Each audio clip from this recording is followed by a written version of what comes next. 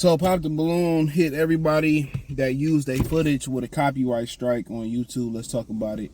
Or I won't say copyright strike, like a copyright. It's not a strike, because a strike is where, you get in trouble. Like, okay, you get a warning strike. If you get too many strikes, your channel could be up for termination. So, I mean, for what I understand from what Media Tutorial and Review said, and a few of the brothers all got hit with it. They basically signed with a management company. So what this management company did was they probably hired a lawyer or somebody, and they didn't hit these guys with a copyright strike. They hit them with a claim, I believe it's called. So basically, they can't monetize it no more. Now, what some people will say, and the reaction videos. Let me slow it down, right? Let me kind of take it back. So I don't do them. If I did do them, I would exclusively put them on the Patreon. If I have done them on the Patreon, I don't even remember, right? So people are like, why don't you do them? If I do them, it's on the Patreon, right? How I feel about it, reaction videos, I think it's cool. I think it enhances the content, for a lot of situations. Me personally, I don't really get mad. Somebody react to a video, I don't care what you say. To be honest, I ain't, too much going on. But I think, some of the, I think when the number one red flag for them content creators that's going through that was when they stopped putting the contestants, especially the female contestants, social media handles on there. I think that should have been a warning shot. When they start putting the social media handles on the main, I'm talking about the one with the lady, the real Pop the Balloon, or the one that's popular, because it's been around for a while before her. The one that got the Netflix deal. When they stopped putting the IG handles up, because a lot of them was complaining. They was going to find the content creators or whatever, or the guys that was reacting, or the women that was reacting, and they were going on their shows and attacking them. And I think, ultimately, Kendra G, a lot of people react to their content, and she got mad. Ultimately, she's going to do the same thing. She's going to hire a management company. Corey Holcomb talked about hiring somebody like that so people could stop using this footage and stuff. So, but I do think the number one thing, when they stop putting the handles and they would expose them, or so look, this particular woman who didn't have a BBL, she was saying that, I didn't have a BBL, and they went to find her social media handle, and she's in her social media shows her going through the whole process. A lot of these women to be on there, and these dudes like MTR with Media Tutorials and Reviews will be like, oh, she has an OnlyFans page. She's for the pavement. She's from the streets. Them people will get mad when they did that. So, I think it was about exposing them as well, too. They would go find them on social media and, see what their social media was like. And, they'd be on their line. Like they're a virtuous woman, and you sell coochie. And I've said this from the beginning. I feel like anybody that go on that show is just going for clout. You're not going to find a date. I don't even think you're going to find a quick 2-pump special, in my opinion. That's my opinion. I don't even think you're going to find really. Do I think, because some of them talked about they kind of hang out afterwards, or they in group chats afterwards. Do I think that they all probably fool around and kind of have casual shit going on between each other? Yeah, I think that's the case. But I don't think anybody going on there to find actual love. I don't think anybody really going on there to get a quick 2-pump special, quick nut real quick. I mean, it's too easy. It's too easy.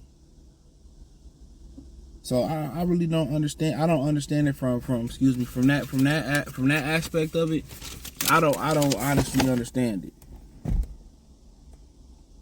Because you're not getting nothing fruitful from it. It's just I got 3 or 4 businesses, I got clout, you seen me, and maybe you get some social media interaction off of that. But I do think these people reacting to people's content, it helps expand the brand. Some people say, they're talentless and this, that, and the third. I think it's helping you expand the brand. I like watching the reaction videos better than the live show, to be honest. So I think it's actually expanding the brand, and what they're going to find out, they want to stop people from reacting to it. What they're going to find out when people react to it on social media, that's how your brand grows. Think about it. When people start a new brand, what do? They give out samples. They give out free bottles. They do You know, they break a bottle down at Sam's Club or Costco's, and they do testers or whatever. Oh, test this. Oh, it's good. I'm gonna buy this.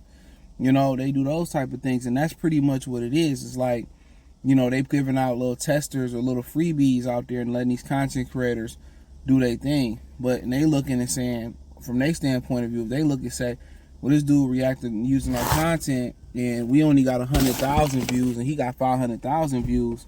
Well, there you have it. Then, you know, I think the question will be is, okay, let's stop him from making money, and maybe some of that 400,000 views we lacking, just an example, maybe it'll funnel to us. You know, maybe it could funnel to us. Maybe if black people really cared about the business of the game, maybe they will be like, you know what? Let me partner with some of these brothers. They can react to it, and, you know, we'll hire them. We'll make a partnership deal with them. Black people don't think. I remember watching the Wu-Tang TV series and stuff, right? So the dude Power, who's actually a real person, you know, he seen the bootleggers bootlegging their Wu-Tang gear and selling Wu-Tang bootleg gear. Pulled a brother to the side, and he gave him a fucking job. He said, gear's phenomenal. He gave him a job to help create Wu-Tang gear. You know, sometimes when you see somebody in the competition and it really, if you take away your soul financial thing or your numbers, you just look, they helping expand the brand. So why not do a partnership deal with them? Why not? We ain't got to give them no money. We won't flag it. You know, just tell them to come to our link or sell some of our merch on your show. We get kickback on the merch, or that's all you got to do. But a lot of people going to start doing that. You're going to start seeing it with Kendrick G, Corey Holcomb talking about doing it. They're going to start doing it. And will it hurt their brand? I think it will hurt their brand. There's somebody who don't even mess with it. It will hurt their brand. Because a lot of them dudes, you know, they can just pivot and go over to TikTok and social media. It's content for days that they don't care about. But I do think, you know, now, you know, I'm hearing a lot of brothers say their strategy is to go, you know, cover other Pop the Balloon shows. So they won't mess with that no more. I guarantee you, you know, she gonna wish they did. Her shit gonna die. I'm telling you that right now, it's gonna die. Especially if they don't have a plan to really expand it. What Netflix did to it, terrible. So if they really ain't got and using my they as executive producers, they ain't got their thumbprint on none of that. So I feel like if they were smart, they'd partner with some of the top content creators and do a partnership with them. You know, and ask them, how do you think we can expand the brand or make the show better? But in the black community, everything is selfish. It's not selfless. Like when Kendrick Lamar said, everybody can use not like us, copyright free. That's real nigga shit. All it did was make the song bigger. Everybody, when you look at a lot of black people that's in business, they small-minded individuals. They look at the food on their plate, not the food that could be on the plate. They're only looking at the food on the plate. She should have partnered with those brothers and sisters, expand the brand even more.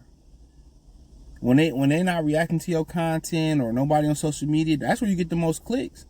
When these dudes do the reaction videos on Instagram and you know all that, you know, but they looking at the small potatoes. They're not looking at expanding.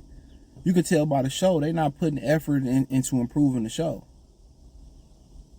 There's no effort into improving the show. It's no effort to take it to the next level. It's gonna flame out pretty soon. That's no disrespect, but there's no effort to take it to another show. Let's take it on the road. You know what I'm saying? Let's go to NYC and do an NYC tour or do a tri-state tour. Let's go to. They not having no fun. They're not expanding the brand, and that's the number one thing I find about black businesses. You know, they not innovative. They cheap. They don't want to pay nobody. They don't want to put money into their business, and that's what I can say about certain content creators. They put money into their channel. I salute. But Pop the Balloon, they ain't put no money into that, bro. They want their bottom line. They want their bottom line as closer to the floor as they can, and they want their overhead high, and they can't have both. In rare occasions you can. She need to put more effort. Her and her husband need to put more effort into innovate on that show, bro. Don't twist in there or do something different. It's really pretty much about to flame out like most things do. But hey, hit the link in the description. Check out the Music Entertainment playlist. Hit the link. Check out Patreon, my Detroit channel. Find me on Instagrams, Cash App, Venmo, X, the whole 9 piece.